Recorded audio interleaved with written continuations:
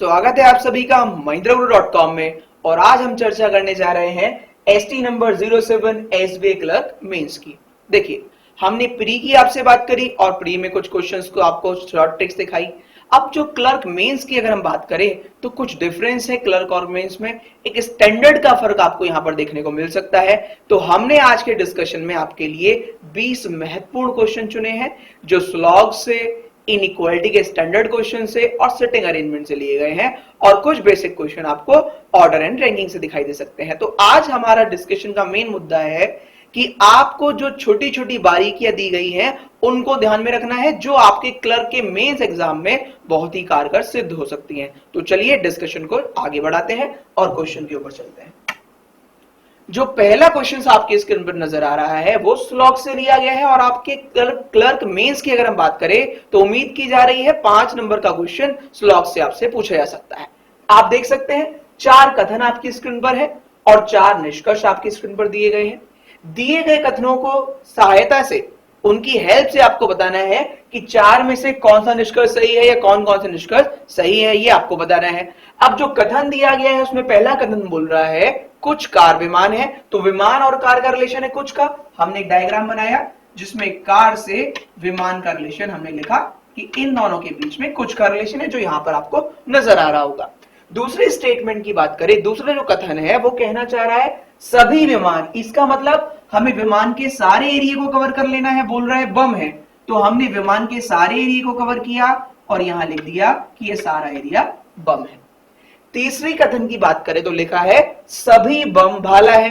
अब जैसे ही सभी बम की बात होगी तो अपने आप सभी विमान की बात होगी, और जैसे ही सभी विमान की बात होगी तो कुछ कार की बात अपने आप हो जाएगी। ये आपको ध्यान रखना है, जो बेसिक नोट्स हैं। तो बात करते हैं, सभी विमान सभी बम भाला है, ये कथन भी हमने बना लिया। और अंतिम कथन जो दिया गया है वो बोलना चाह रहा है भाला और बंदूक के बीच में सम का रिलेशन है।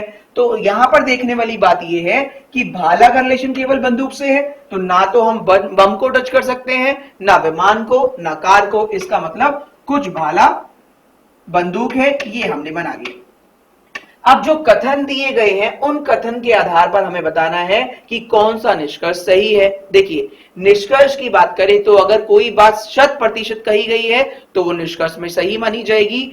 अगर किन्हीं 2 व्यक्तियों के बीच में आपको कुछ भी नहीं बताया गया होगा तो उनके बीच में सारी संभावनाएं सही मानी जाएंगी, और डिटेल में हम आपको क्वेश्चन के थ्रू बताने की कोशिश करेंगे। चलिए, कुछ बंदूक विमान है। अगर आप देखें, बंदूक का सर्किल यहां नजर आ रहा है और विमान का सर्किल यहां नजर आ रहा है। क्वेश्चन में जो कथन थे, ये 4 कथन, इन चारों में बंदूक और विमान के बारे में डायरेक्टली कुछ नहीं बताया गया।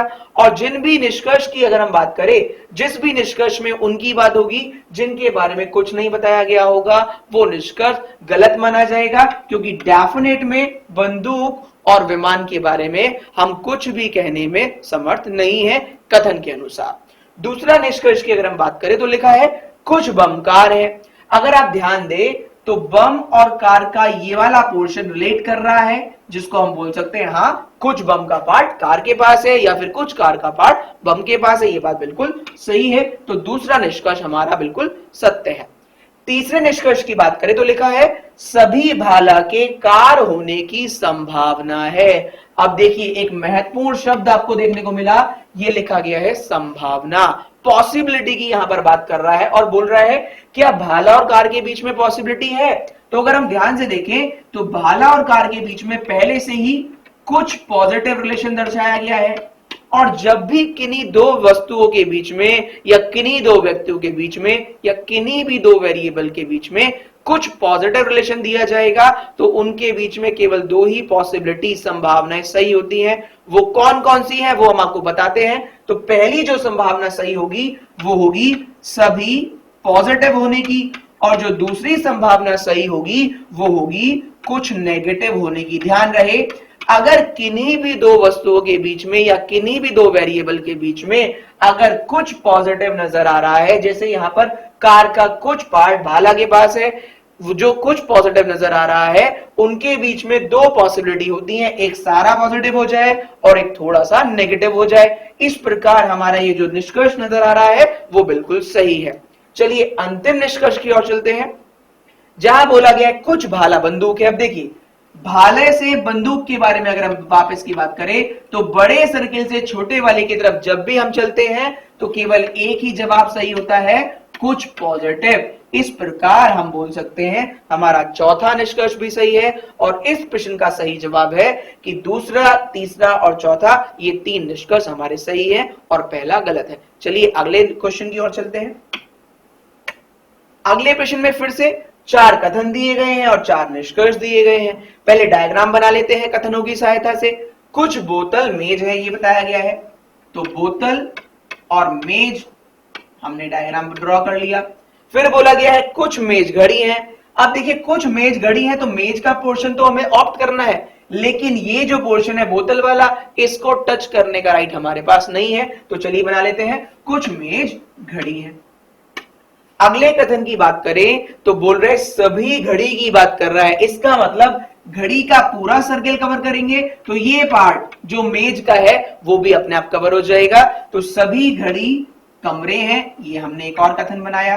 और अंतिम कथन पर चलते हैं जो बोल रहे सभी कमरे घर हैं। अब देखिए, सभी कमरों को कवर जैसे ही करेंगे तो सारा का सारा घर का एरिया कवर हो जाएगा, और जैसे ही ये सारा घर का एरिया कवर होगा तो इसमें वो पार्ट जो मेज का है वो भी अपने आप कवर हो जाएगा। तो चलिए इस डायग्राम को भी बना लेते हैं कि सभी कमरे घर हैं, ये हमने बनाया। अब देखिए, एक घर था, एक घड़ी था, तो अब हमें मेंशन करना पड़ेगा। तो ये घड़ी का सर्किल है और ये घर का। अब निष्कर्ष के पास चलते हैं। पहला निष्कर्ष बोल रहा है कुछ घर बोतल है। अब देखिए, घर और बोतल बहुत दूर दूर है। कहने का तात्पर्य ये है कि बोतल और घर के बीच में कुछ भी कथन में नहीं बताया गया था, और जिनके बारे में हमारे पास कोई आधार नहीं होगा कि हम उनके बारे में पॉजिटिव बातें करें या नेगेटिव, तो उनके बीच में सारा का सारा निष्कर्ष गलत माना जाएगा। तो पहला निष्कर्ष डेफिनेट में गलत माना जाएगा, क्योंकि वो हमसे जानना चाह रहा है क्या ये बात 100% सही है। तो ये बात हम बोल सकते हैं 100% सही नहीं है, क्योंकि हमें इनके बारे में कोई भी अनुमान डेफिनेट में नहीं बताया गया था। चलिए दूसरे कथन की ओर चलते हैं, दूसरे निष्कर्ष की ओर। कुछ कमरे बोतल हैं। अब बोतल की बात करें तो बोतल और कमरों के बारे में हमें डेफिनेट में कुछ नहीं बताया गया है, और जिस भी दो चीजों के बारे में आपको डेफिनेट में कुछ नहीं पता होगा तो सारी की सारी बातें डेफिनेट में गलत होंगी और सारी की सारी बातें पॉसिबिलिटी में सही होंगी। अगर यही बात कमरे और बोतल की बात हमें संभावना के रूप में करता तो वो संभावना सही मानी जाती। ये ध्यान देने योग्य वाली बात है यहाँ पर। चलिए अगले निष्कर्ष की ओर चलते हैं। कुछ घर घड़ी है। अब देखिए, घर और घड़ी की बात करें तो बड़े सर्किल से छोटे वाले की तरफ जब भी आप चलेंगे तो केवल एक ही बात सही होगी डेफिनेट में, कुछ पॉजिटिव। तो बोल सकते हैं तीसरा निष्कर्ष पूर्णतया सत्य है। चौथे निष्कर्ष की बात करें तो लिखा है कुछ कमरे के मेज ना होने की संभावना है। अब देखिए, लिखा है मेज ना होने की एक संभावना। किस किस के बारे में बात कर रहा है? तो बात कर रहा है सर कमरे और मेज के बारे में। अब देखिए, मेज और कमरे की बात करें तो पहले से ही इतना पोर्शन क्या है, कुछ पॉजिटिव है। हमने इससे पिछले वाले क्वेश्चन में भी आपको बताया था, जब भी दो वेरिएबल के बीच में कुछ पॉजिटिव दर्शाया जाएगा तो उनके बीच में केवल दो ही संभावना सही होगी। पहली संभावना कि सारा का सारा पॉजिटिव रिलेशन हो जाए, और दूसरी संभावना कुछ नेगेटिव हो जाए। अब यहां आप देखेंगे आपसे कुछ नेगेटिव होने की बात कर रहा है, तो ये निष्कर्ष पूर्णतया सत्य है और इस प्रश्न का सही चुनाव होगा निष्कर्ष संख्या 3 और निष्कर्ष संख्या 4 बिल्कुल सच है। चलिए अगले प्रश्न की ओर चलते हैं। प्रश्न संख्या 3 की बात करें, फिर एक स्टेटमेंट दी गई है कुछ ट्रेन जड़ है। तो ट्रेन और जड़ के बीच में रिलेशन है कुछ का, तो हमने यहां पर दोनों के बीच में रिलेशन बना दिया कुछ का। दूसरा कथन दिया गया है सभी जड़ शाखा है, तो हमने जड़ के सारे पार्ट को कवर किया और बना दिया सभी जड़ शाखा है। तीसरा जो कथन है वो बता रहा है कुछ शाखा जहाज है, तो शाखा के कुछ पार्ट को रिलेट किया और किससे रिलेट किया, जहाज से। अब देखने वाली बात यहां पर ये है कि जहाज का रिलेशन केवल शाखा से है, जहाज के किसी भी पार्ट के बारे में जड़ से और ट्रेन से हमें कुछ भी नहीं बताया गया है, तो हमें बताने का इनके बारे में राइट भी नहीं है। चलिए अंतिम कथन की ओर चलते हैं।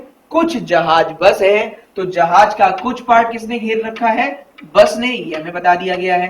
अब निष्कर्ष की ओर चलते हैं और दिए गए कथन की सहायता से हेल्प लेते हुए देखेंगे किस प्रकार हम निष्कर्ष को सॉल्व करेंगे। कुछ बसों के शाखा होने की संभावना है। अब देखिए, बस और शाखा इन दोनों के बीच में हमें कुछ नहीं बताया गया था, और जिन भी दो वेरिएबल के बीच में आपको कुछ ना बताया गया हो और उनके बीच में संभावना पूछी जाए तो वो संभावना जनरली सही होती है। तो हम बोल सकते हैं ये संभावना बिल्कुल सही है। दूसरे कथन निष्कर्ष की ओर चले तो लिखा है कुछ जहाज जड़ है। अब देखिए, जहाज और जड़ के बारे में कुछ नहीं बताया गया और उनके बीच में डेफिनेट में पूछ रहा है, तो हम बोलेंगे ये बात गलत है क्योंकि ये डेफिनेट में हमें नहीं बताई गई है। अगले निष्कर्ष की ओर चले तो लिखा है कुछ जहाज ट्रेन है। अब देखिए, जहाज और ट्रेन के बारे में भी हमें कथन में कुछ नहीं कहा गया था, और जिनके बारे में कुछ नहीं कहा जाता उनके बारे में डेफिनेट में बोलने का राइट हमारे पास नहीं है। तो ये वाला जो निष्कर्ष है वो भी गलत माना जाएगा।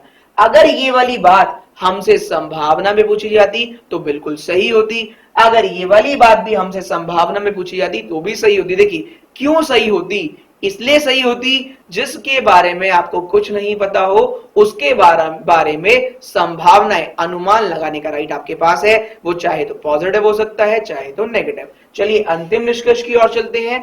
कुछ बस जड़ है। अब देखिए, जड़ और बस के बारे में भी कुछ नहीं बताया गया है, तो ये वाला निष्कर्ष भी हमारा बिल्कुल गलत माना जाएगा और हम बोल सकते हैं इस प्रश्न संख्या 3 का सही उत्तर होगा निष्कर्ष केवल फर्स्ट ही सही है, बाकी तीनों निष्कर्ष गलत है। चलिए अगले प्रश्न की ओर चलते हैं।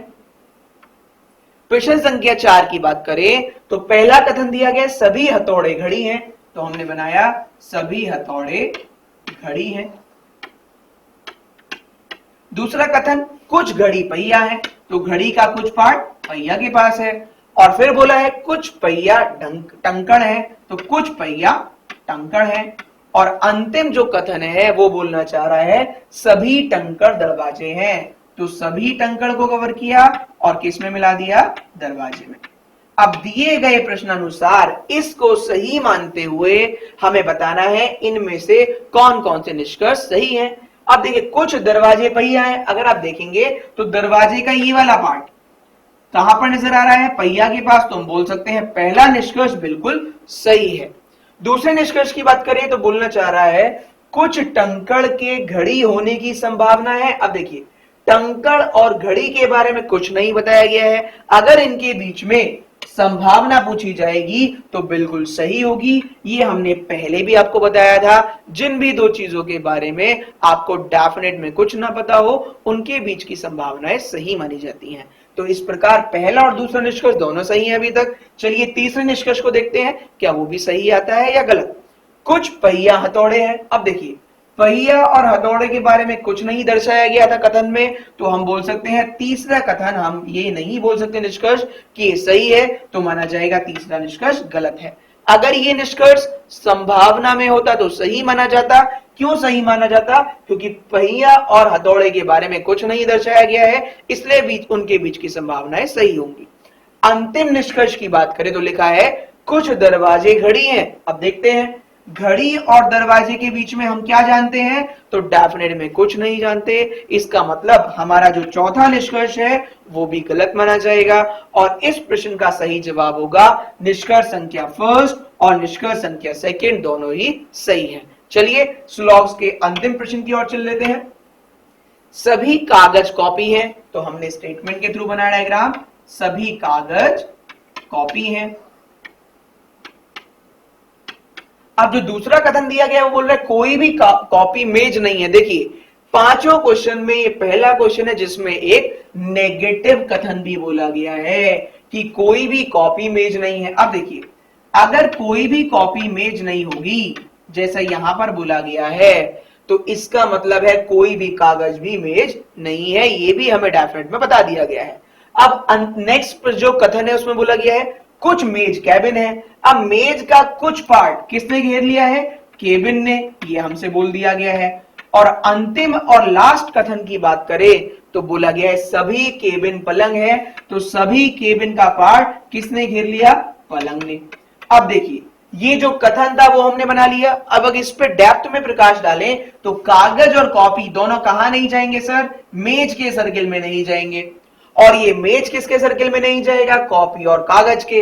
अब जैसे ही ये मेज कॉपी और कागज के सर्किल में नहीं जाएगा तो कुछ केबिन और कुछ पलंग जो यहां नजर आ रहे हैं वो भी इन दोनों के पास नहीं जाएंगे। अब देखते हैं किस तरीके से निष्कर्ष पूछा गया है। पहला निष्कर्ष अगर हम बात करें तो लिखा गया है कुछ पलंग कागज नहीं है। अब पहले देखते हैं पलंग और कागज कहां कहां पर है। देखिए पलंग यहां पर है और पलंग का कुछ पार्ट किसके पास नजर आ रहा है? मेज के पास। अगर कुछ पलंग मेज है ये बात डेफिनेट में है और ये हमें बताया गया था कोई भी मेज, इसका मतलब कुछ पलंग की बात अपने आप हो गई है। अगर कोई भी मेज कॉपी नहीं होगा तो कोई भी मेज कागज भी नहीं होगा, ये भी सत्य है। और जैसे ही यह सभी मेज की बात हो जाएगी तो अपने आप पलंग का कुछ पार्ट उसमें आ जाएगा। तो हम बोल सकते हैं पलंग का ये पार्ट जो मेज के पास है वो 100% ना तो कॉपी है और ना ही कागज। हमसे कागज के रेफरेंस में पूछ रहा है तो ये निष्कर्ष बिल्कुल सत्य माना जाए।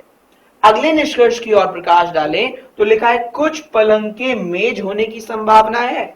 अब देखिए पलंग का कुछ पार्ट पहले से ही मेज के पास है और जो भी चीज पहले से ही 100% आपको पता हो, जैसे यहां पर कुछ पॉजिटिव पहले से ही पता है और यही वाली बात कुछ पॉजिटिव आपसे संभावना में पूछी गई है तो वो बात गलत मानी जाएगी। अगर आपको डेफिनेट में ही कुछ पता होगा तो उसके बारे में संभावना लगाने की जरूरत नहीं है क्योंकि आप बोल सकते हैं ये तो पहले से ही दिया गया है। चलिए अगले निष्कर्ष की ओर चलते हैं। कोई कागज पलंग नहीं है। अब देखिए कोई भी कागज मेज नहीं है, कोई भी कागज और कॉपी मेज नहीं है, ये तो हमें पता था, लेकिन कागज से पलंग के बारे में कहने का राइट हमारे पास नहीं है। इसका मतलब निष्कर्ष तीसरा गलत है क्योंकि हम ये 100% नहीं बोल सकते कोई कागज पलंग नहीं है। चलिए अंतिम निष्कर्ष की ओर चलते हैं।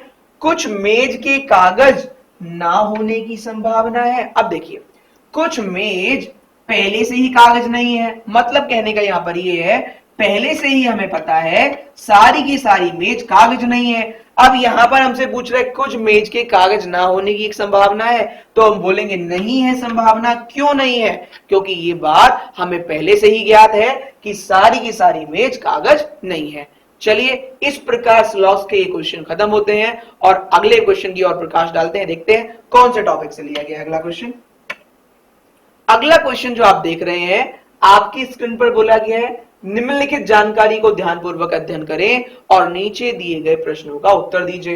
ए B C D E F G और एच एक वृत्त के गिर्द केंद्र मुक्त होकर बैठे हुए, मतलब क्वेश्चन जो लिया गया है प्रश्न संख्या 6 से 10 तक सिटिंग अरेंजमेंट से लिया गया है। अब सिटिंग अरेंजमेंट का जो क्वेश्चन है उसका बेसिक फंडामेंटल है कि राइट और लेफ्ट में बिल्कुल भी डाउट ना रखें। तो पहले राइट और लेफ्ट की बात कर लेते हैं। यहां पर बोला गया था 8 मेंबर हैं और सभी का मुख केंद्र की ओर है, तो पहले सभी का मुख केंद्र की ओर कर लेते हैं। अब देखिए अगर सभी का मुख एक ही तरफ होता है तो डाउट मिस्टेक्स के चांस कम होते हैं। अगर आप अपनी कॉपी पर इसको ड्रॉ करेंगे तो ये मेंबर होगा जो आपकी तरीके से बैठा है और इसका राइट होगा इस तरफ जो है घड़ी के विपरीत, जो है एंटी क्लॉकवाइज डायरेक्शन। अगर इस प्रश्न में कभी भी हमसे राइट में चलने के लिए बोलेगा या दाएं चलने के लिए बोलेगा तो हम घड़ी के विपरीत दिशा में चलेंगे जिसको एंटी क्लॉक बोला जाता है। अगर इस प्रश्न में हमसे लेफ्ट चलने के लिए बोला जाएगा तो हम क्लॉकवाइज चलेंगे जिसको घड़ी की दिशा में बोला जाता है। मैं कहने का मतलब है अगर बाईं ओर चलने के लिए बोले तो घड़ी की तरफ से चलना है और घड़ी के विपरीत बोले दाएं बोले तो एंटी क्लॉक चलना है। इसका आपको ध्यान रखना है। अब इस फंडामेंटल को और कैसे इंप्लीमेंट करेंगे? जो आपका राइट है वही बाकी सभी मेंबर का राइट होगा और जो आपका लेफ्ट है वही बाकी सभी मेंबर का लेफ्ट होगा, क्योंकि पहले ही बता दिया गया था 8 मेंबर हैं और सभी केंद्र की तरफ मुख करके बैठे हुए हैं। तो बिल्कुल भी निसंदेह डाउट ना रखें कि जिधर भी राइट चलने के लिए बोलेगा, दाईं ओर मुड़ने के लिए बोलेगा तो घड़ी के विपरीत एंटी क्लॉक, और लेफ्ट चलने के लिए बोलेगा तो घड़ी की दिशा में चलना पड़ेगा, बाएं चलने के लिए बोलेगा तो घड़ी की दिशा में क्लॉकवाइज चलना पड़ेगा। चलिए अब इस प्रश्न को सॉल्व करते हैं। 8 व्यक्ति थे A B C D E F G H. पहला कथन जो बोला गया है वो बोला गया है सी एफ के बाय चौथा बैठा है। देखिए ध्यान देने वाली बात यहां पर ये है 8 व्यक्ति हैं और एक है मेंबर सी जो एफ के बाय चौथा है। अगर 8 व्यक्ति में f के बाय चौथा होगा तो वो f के सामने ही होगा, क्योंकि चौथा नंबर चाहे हम राइट से काउंट कर ले चाहे हम लेफ्ट से काउंट कर ले वो हमेशा सामने ही आएगा, ऑपोजिट आएगा। हमसे बोला गया था सभी का मुख केंद्र की तरफ है, तो हमने केंद्र की तरफ मूव भी कर लिया और पहले कथन को सॉल्व कर लिया। सी एफ के बाय चौथा है, जो यहां पर बात हो रही है एफ की, ई के दाएं पांचवा बैठा है। अब देखिए एफ हमें पहले से ही पता है, बोला गया है एफ ई के दाएं पांचवा है। अगर सभी का मुख एक ही तरफ है और ये किसी के दाएं पांचवा है तो वो भी इसके बाएं पांचवा होगा। फिर से ध्यान रखें, अगर ये किसी के दाएं है तो वो इसके बाएं होगा, अगर ये किसी के दाएं पांचवा है तो वो इसके बाएं पांचवा होगा। तो इसके बाईं ओर चलने के लिए हमें घड़ी की दिशा में चलना पड़ेगा। चलिए चलकर देखते हैं, 1 2 3 4 5 और यहां पर आ जाएगा आराम से ई। तो पहले कथन के अनुसार 3 व्यक्ति अपनी अपनी जगह पर बैठ चुके हैं। चलिए अगले कथन की ओर चलते हैं। बोला गया है डी ए के दाएं तीसरा है, जो बात चल रही है ए की, डी ए के दाएं तीसरा है जो ई और एफ का पड़ोसी नहीं है। अब देखिए ए एफ का पड़ोसी नहीं तो ये दोनों स्थान कैंसिल हो जाएंगे और ई का पड़ोसी नहीं तो ये वाला स्थान भी कैंसिल हो जाएगा। अब देखिए 1 2 3 4 5 6 8 में से 6 स्थान ऐसे हैं जहां पर ए को बैठाने की अनुमति नहीं दी गई है। इसका मतलब अगर ए को यहां बैठाएं तो ए का दाएं तीसरा पहले से ही एफ बैठा है, तो हम बोल सकते हैं ए के लिए ये वाली चेयर भी गलत मानी जाएगी। अब केवल एक ही स्थान ए के लिए शेष है जहां पर हमें ए को बैठाना पड़ेगा और ए के दाएं तीसरी ओर हमें डी को बैठाना है जो आसानी से बैठ सकता है। चलिए अगले कथन की ओर चलते हैं। बोला गया है बी एच के बाएं तीसरा है। देखिए बी एच के बाएं तीसरा है जो ई का पड़ोसी नहीं है। कहने का तात्पर्य यहां पर यह है कि एच के बारे में बात हो रही है, एच ई का एकदम पड़ोसी नहीं है। तो पहले तो एच के लिए देख लेते हैं, अगर एच ई का पड़ोसी नहीं है तो कितने स्थान शेष हैं एच के लिए? एच के लिए केवल 2 ही स्थान शेष है। अगर एच को यहां लिखेंगे तो एच के बाएं 1 2 3 तीसरे स्थान पर बी को बैठाने की परमिशन नहीं है, क्योंकि उस जगह पहले से ही सी बैठा हुआ है। इसका मतलब केवल एक ही जगह शेष है एच के लिए, एच बैठेगा सी और ए के बिल्कुल बीच में और एच के बाएं तीसरा हमें बैठाना पड़ेगा बी, जो कि कथन में हमें दिया गया था। अब देखिए 8 में से 1 2 3 4 5 6 7 लोग पहले ही बैठ चुके हैं, तो बचा हुआ 8वां नंबर यहां आ जाएगा। देखते हैं वो कौन सा है। A B C D E F G, केवल जी बचा था जो इस प्रश्न के अनुसार यहां पर आएगा ए और एफ के बीच में। अब इसके बेस पर 4-5 क्वेश्चन दिए गए थे जो आसानी से सॉल्व हो सकते हैं। देखते हैं किस तरीके से हमसे क्वेश्चन पूछे गए हैं। चलिए पहला प्रश्न बोला गया है ए के दाएं तीसरा कौन बैठा है? सभी का स्थान निश्चित है, आसानी से बता सकते हैं कि ए के दाएं ओर चलने के लिए हमें घड़ी के विपरीत दिशा में चलना पड़ेगा। पहला दाएं जी है, दूसरा दाएं एफ है और तीसरा दाएं है डी, जो पहले दूसरे तीसरे विकल्प में नहीं दिया गया है। इसका मतलब इस प्रश्न का सही चुनाव होगा, इनमें से कोई भी उत्तर सही नहीं है। चलिए अगले प्रश्न की ओर चलते हैं। बोला गया है ए के एकदम दाएं कौन है? अब ए के एकदम दाएं हम आसानी से बता सकते हैं क्योंकि ए के बारे में हम निश्चितली जानते हैं। अब ए के तुरंत बाएं है जी, जो दिया गया है विकल्प संख्या 4 में। हम बोल सकते हैं प्रश्न संख्या 7 का सही उत्तर होगा विकल्प संख्या 4, जो बता रहा है जी के लिए। चलिए अगले प्रश्न की ओर चलते हैं। अगला प्रश्न पूछना चाह रहा है ई के दाएं तीसरा कौन है? अब देखिए पहले तो ई को ढूंढना पड़ेगा। ई हमारा यहां बैठा हुआ है। अब ई के दाएं चलने के लिए घड़ी के विपरीत दिशा में चलना पड़ेगा और घड़ी के विपरीत 1 2 3 जो है ए। इस प्रकार इस प्रश्न का सही जवाब है ए, जो किसी भी विकल्प में नहीं दिया गया है। इसका मतलब इस प्रश्न का सही चुनाव होगा इनमें से कोई नहीं। चलिए अगले प्रश्न की ओर चलते हैं।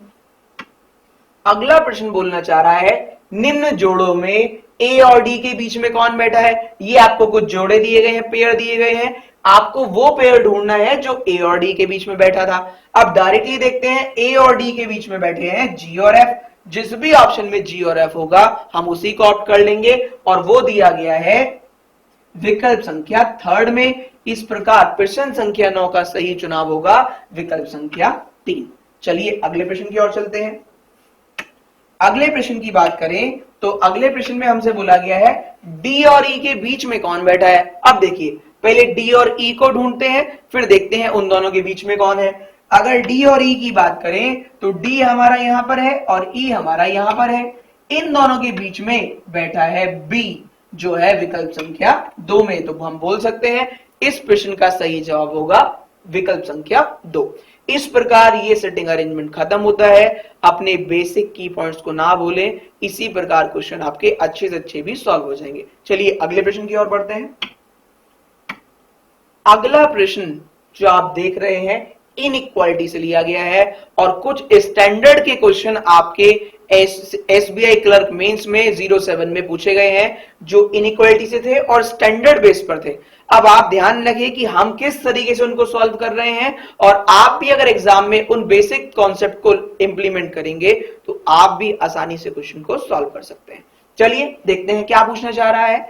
एक क्वेश्चन दिया गया है, आप ये स्टेटमेंट देख सकते हैं जिसमें एक ब्लैंक नजर आ रहा है जो यहां पर है। आपसे बोला गया है कि जो भी ये स्टेटमेंट है उसमें 16 को ग्रेटर कर देना है 1 से और 20 को स्मॉलर कर देना है 12 से। अगर ये बात 100% असत्य करनी हो तो दिए गए विकल्पों में से कौन सा चिन्ह यहां पर लगाए कि ये दोनों बातें गलत हो जाए। अब देखिए 16 को ग्रेटर करना है 1 से, ये बात हमें गलत प्रूफ करनी है और 20 को स्मॉलर करना है 12 से, ये भी बात हमें सत्य नहीं असत्य बतानी है। अब देखिए अगर हम यहां पर इक्वल का साइन लगाएं तो ये वाली बात असत्य नहीं सत्य हो जाएगी। अगर हम यहां पर ग्रेटर का साइन लगाएं तो भी ये वाली बात असत्य नहीं सत्य हो जाएगी। तो जहां पर भी इक्वल आएगा, जहां पर भी ग्रेटर आएगा और जहां पर भी ग्रेटर इक्वल आएगा वो हमारे लिए नेगेटिव होंगे, क्योंकि यहां पर ये तीनों सही बात को दर्शा रहे हैं, सत्य की ओर लेकर जा रहे हैं। तो अब देखते हैं जहां पर भी ये ऑप्शन होंगे वो एलिमिनेट हो जाएंगे। पहला ऑप्शन स्मॉलर है जो एलिमिनेट नहीं होगा, दूसरा ऑप्शन ग्रेटर है एलिमिनेट हो जाएगा, तीसरा ऑप्शन स्मॉलर इक्वल एलिमिनेट नहीं होगा, चौथा ऑप्शन ग्रेटर इक्वल एलिमिनेट हो जाएगा।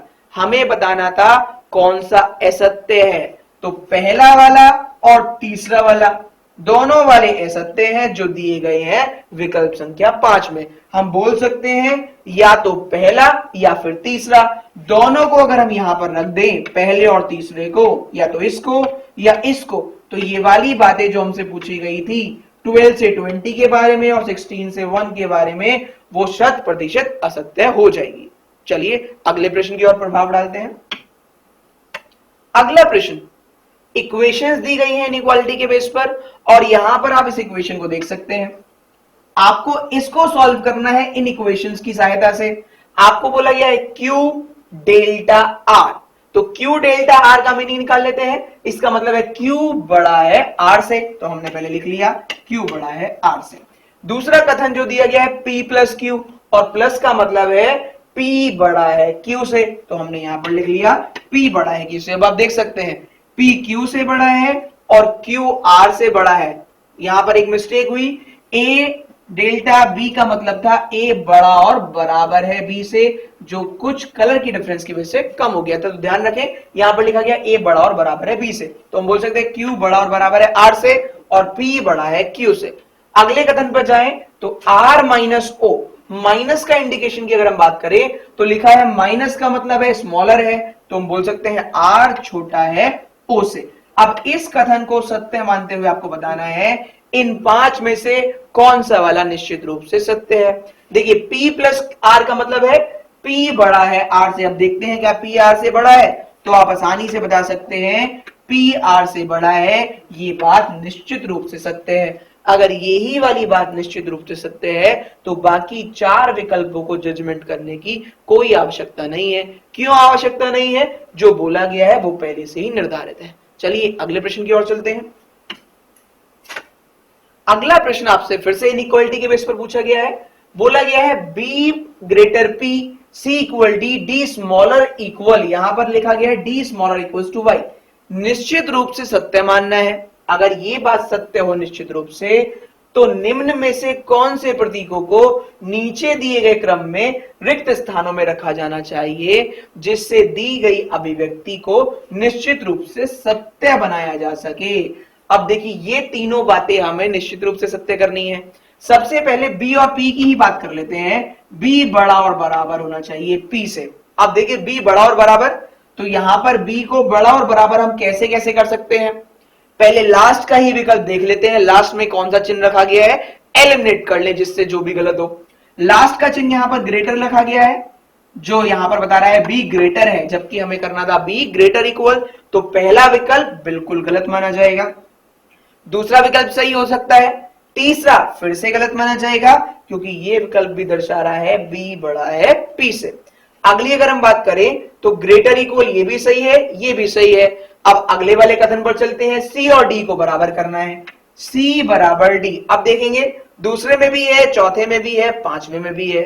अब एक ही चीज को और मैनेज करना है, डी छोटा और बराबर होना चाहिए वाई से। अब देखिए डी और वाई के बीच में दो चिन्ह नजर आ रहे हैं, जो दूसरे और तीसरे वाले स्थान पर आने चाहिए। अब देखिए दूसरे और तीसरे स्थान पर अगर स्मॉलर इक्वल लगाएं तो ये वाली बात बिल्कुल सही हो जाती है।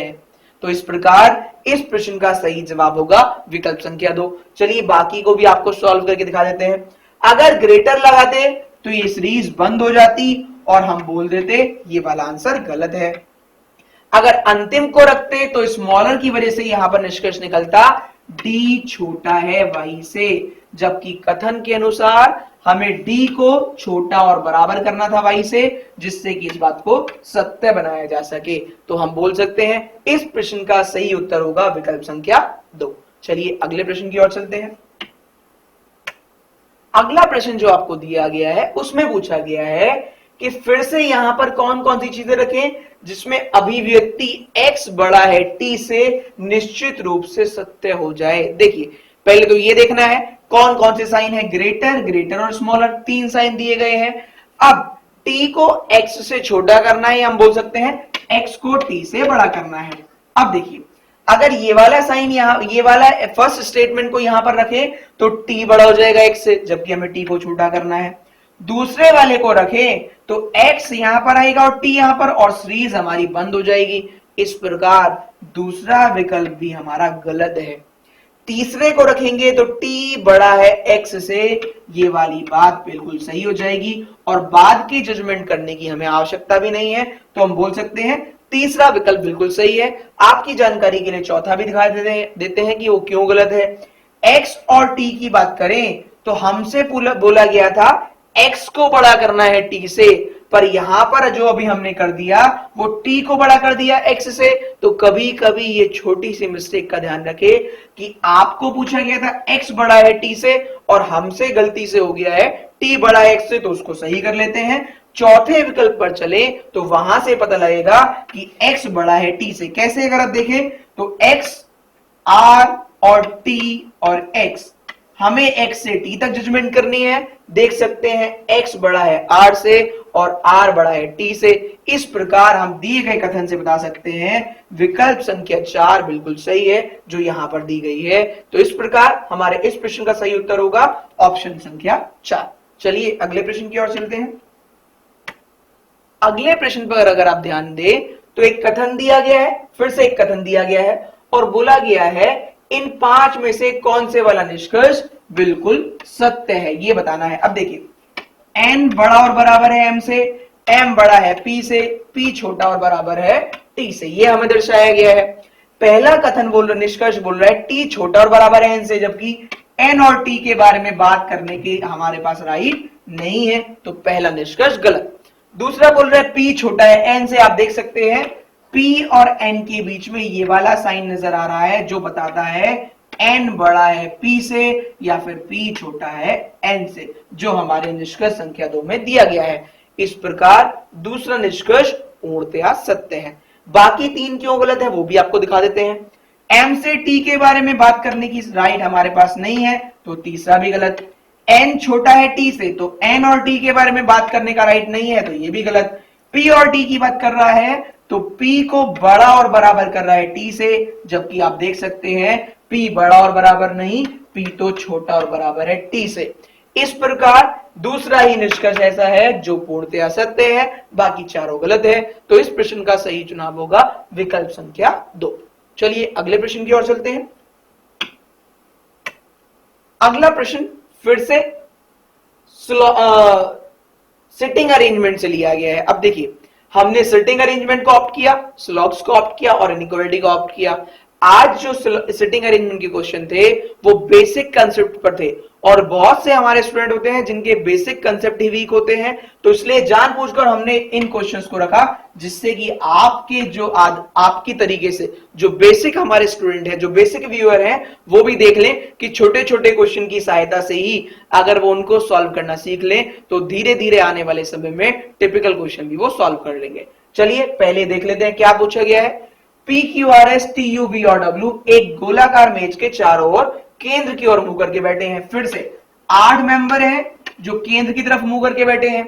अगर सभी केंद्र की तरफ मुंह करके बैठे हैं तो राइट के लिए एंटी क्लॉकवाइज चलना पड़ेगा और लेफ्ट के लिए क्लॉकवाइज चलना पड़ेगा। या हम बोल सकते हैं दाईं ओर चलने के लिए बोला जाएगा तो हमें घड़ी के विपरीत चलना पड़ेगा, और बाईं ओर चलने के लिए बोला जाएगा तो घड़ी की दिशा में हमें चलना पड़ेगा। हमें इन बेसिक फंडामेंटल को ध्यान रखना है, फिर क्वेश्चन को सॉल्व करना है। पहले मेंबर को आप कहां बैठाते हैं, इससे कोई भी डाउट नहीं होना चाहिए। आपका सर्किल, आपकी कॉपी, आपकी शीट, बस ध्यान रखें जिसके बारे में राइट में बोला गया है उसको राइट में बैठाएं, जिसके बारे में लेफ्ट में बोला गया है उसको लेफ्ट में बैठाएं। बाकी कौन पहले कौन बाद में उससे कोई फर्क नहीं पड़ता। देखिए, अगर हम पी को यहां बैठा रहे हैं तो आप पी को यहां बैठाएं, कोई फर्क नहीं पड़ेगा आंसर्स पर ध्यान रहे जिसको भी पी के राइट में आना है वो हमारा यहां पर आएगा और आपका यहां पर आएगा। इन बेसिक चीजों को ध्यान रखना है।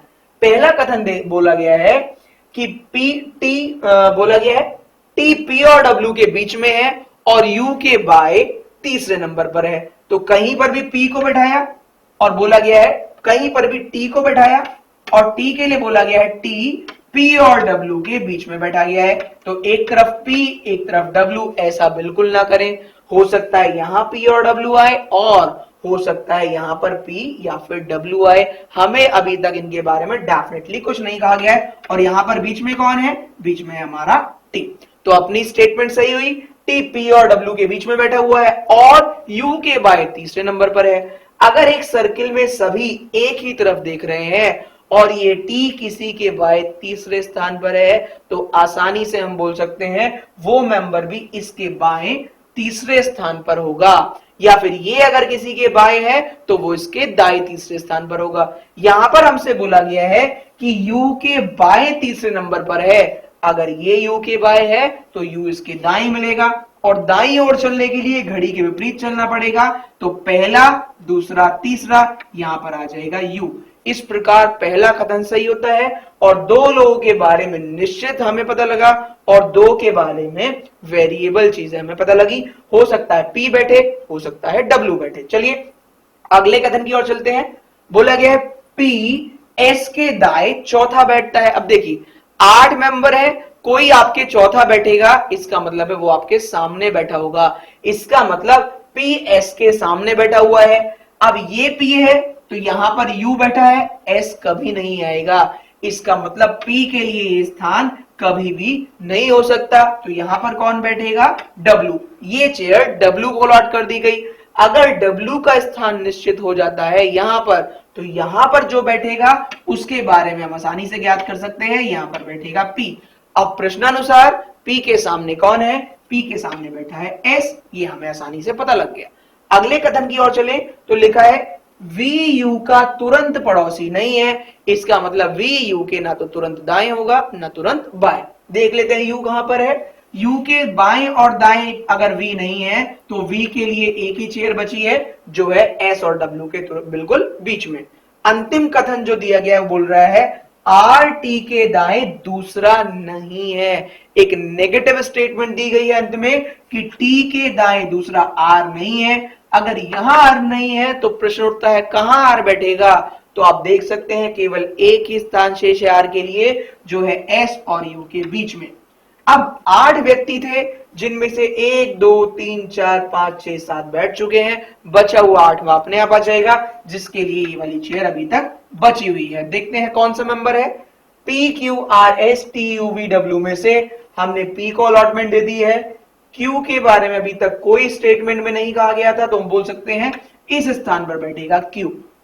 अब जैसे ही ये सर्किल कंप्लीट हुआ, इसके बेस पर जितने भी क्वेश्चन होंगे वो आसानी से सॉल्व हो जाएंगे। देखते हैं क्या क्वेश्चंस में हमें घुमाने की कोशिश की गई है। चलिए देखते हैं। जो क्वेश्चन नंबर 16 यहां पर नजर आ रहा है, बोल रहा है दिए हुए बैठक व्यवस्था के आधार पर बताइए प्रश्नवाचक के चिन्ह पर की जगह पर क्या आएगा। अब देखिए एक सीक्वेंस दिया गया है और बोल रहा है उस सीक्वेंस के आधार पर बताइए यहां पर क्या आएगा। सबसे पहले P से W सीक्वेंस दिया गया, तो P एक गैप और W ये नजर आ रहा है। फिर T से V, आप देखिए P और W के बीच में था T और T से एक गैप के बाद आया V।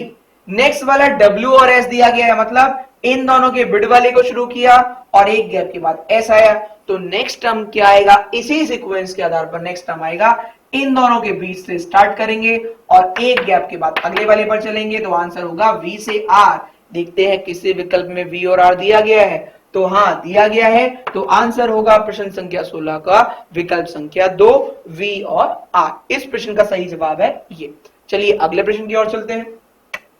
अगला प्रश्न बोल रहा है W के सापेक्ष U की स्थिति क्या है। अब W और U को ढूंढते हैं, फिर देखते हैं इनकी स्थिति क्या है। W और U एक दूसरे के सामने है, हमसे पूछ रहा है W के बारे में बताइए, W को ध्यान में रखते हुए U के बारे में बताइए। अब देख सकते हैं U W के फोर्थ राइट या फिर फोर्थ लेफ्ट है, दोनों ही बातें सही है।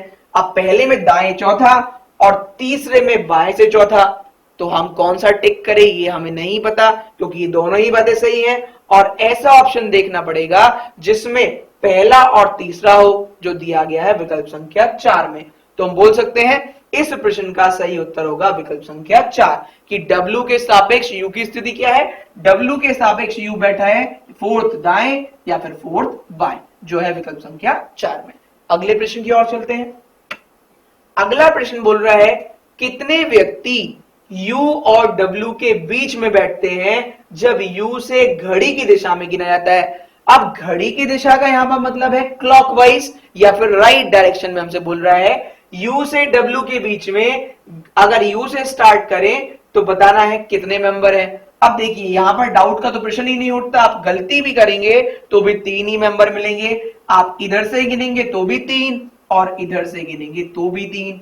फिर भी आपको पता होना चाहिए घड़ी की दिशा कौन सी है, तो घड़ी ऐसे चलती है, तब भी आप देखेंगे 3 ही मेंबर आपके निकल कर आएंगे, जो दिया गया है विकल्प संख्या 1 में।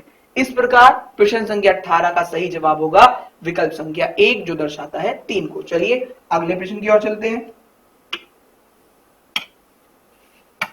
अगला प्रश्न अगर आप देख रहे हैं तो दिया गया है यदि सभी P से घड़ी की दिशा में शुरू करते हैं, अंग्रेजी वर्णमाला क्रम में बैठते हैं, मतलब P से क्लॉकवाइज चलते हुए सभी को डिक्शनरी पैटर्न में बैठना है, और फिर बताना है कौन सा ऐसा है जो अपने पहला वाला स्थान नहीं बदलता है, जिसका स्थान परिवर्तित नहीं होता है।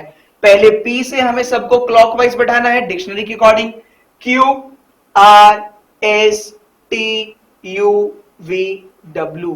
आप देख सकते हैं कोई भी ऐसा मेंबर नहीं है P के अलावा जिसका स्थान बदल गया हो, नहीं बदला हो, मतलब कोई भी ऐसा नहीं है जिसका स्थान नहीं बदलता, सारे अपनी अपनी जगह से बदल जाते हैं, सबका स्थान बदल जाता है। तो इस प्रकार हम बोल सकते हैं R गलत, W गलत, Q गलत। क्यों गलत? क्योंकि अगर हम P से इसको डिक्शनरी पैटर्न में लगाएं तो P के बाद Q R S T U V W ये आने चाहिए थे। हमें बताना था कौन सा अपना स्थान नहीं बदलता है, तो आप देख सकते हैं Q ने अपना स्थान बदल दिया, R ने भी, S ने भी, T ने भी, U ने भी, V ने भी और W ने भी। यहां पर केवल P ही ऐसा था जिसने अपना स्थान नहीं बदला। तो हम बोल सकते हैं इस प्रश्न का सही जवाब होगा कि हम इनमें से कोई नहीं। तो इस प्रश्न को आप देखकर बता सकते हैं इस तरह के क्वेश्चन जो होते हैं वो थोड़े से सीक्वेंस बेस पर होते हैं, तो ध्यान दें राइट की जगह लेफ्ट ना चले जाएं या फिर लेफ्ट की जगह राइट ना चले जाएं, मतलब बेसिक कंसेप्ट को हमेशा ध्यान रखें। चलिए अंतिम प्रश्न की ओर चलते हैं। अंतिम जो प्रश्न यहां पर आपको नजर आ रहा है वो ऑर्डर रैंकिंग के टॉपिक से लिया गया है। ये भी अच्छा एक क्वेश्चन था जिसकी लेंथ काफी है। बोला गया रोहन की रैंक उन छात्रों में से जिन्होंने कक्षा में वार्षिक परीक्षा प्राप्त की है, पास की है, ऊपर से 11वीं और नीचे से 27वीं। अब देखिए रोहन ऊपर से 11वें स्थान पर है, 11वें नंबर पर आया है, और नीचे से 27वीं पोजीशन है इसकी। किन व्यक्तियों में? उन व्यक्तियों में जिन्होंने ये परीक्षा पास की है। इसका मतलब टोटल स्ट्रेंथ नहीं निकलेगी, केवल उन बच्चों की स्ट्रेंथ निकलेगी जिन्होंने परीक्षा पास की है। अब 27 और 11 को ऐड करें तो निकल कर आएगा 38। लेकिन यहां पर भी रोहन के बारे में ही बात थी और यहां पर भी, तो रोहन के नंबर को घटाना पड़ेगा। इस प्रकार हम बोल सकते हैं जिन लोगों ने परीक्षा पास की उनकी संख्या है 37। लेकिन प्रश्न यहीं खत्म नहीं होता है, आगे बोला गया है उन छात्रों की संख्या जो परीक्षा में असफल हुए 12 थी। अगर उन नंबर को भी इसमें ऐड कर दें तो टोटल मिलाकर होता है 49, जो दिया गया है विकल्प संख्या 2 में। अब पूछा गया है कितने छात्र थे, तो दोनों को ऐड करके आसानी से हम बता सकते हैं छात्र है 49। तो इस प्रश्न का सही जवाब होगा विकल्प संख्या 2, 49। इस प्रकार हमारा आज का ये डिस्कशन खत्म होता है। हम उम्मीद करते हैं कि ये डिस्कशन आपको पसंद आया होगा। देखिए, एक ही डिस्कशन में सभी क्वेश्चन के बारे में सारी ट्रिक्स बताना पॉसिबल नहीं है, तो यही महिंद्रा गुरु की अप्रोच रहती है, आपको हर बार कुछ नया दिया जाए। इस बार सेटिंग अरेंजमेंट के क्वेश्चन हमारे पिछले वाले डिस्कशन से थोड़े इजी रखे गए, लेकिन अगर आप आज के प्रश्न देखेंगे तो इनइक्वालिटी के कुछ टफ क्वेश्चन रखे गए। तो इसी प्रकार बैलेंस करते हुए हमें चलना पड़ता है। कुछ अपने उन स्टूडेंट को भी ध्यान में रखना पड़ता है जो वीक होते हैं और उनको भी ध्यान में रखना होता है जो बहुत ही स्ट्रांग होते हैं। हमारा मोटिव है कि आप इस तरीके से क्वेश्चंस को सॉल्व करते रहें और आप अपने आने वाले एग्जाम्स में सफल होते रहें। धन्यवाद।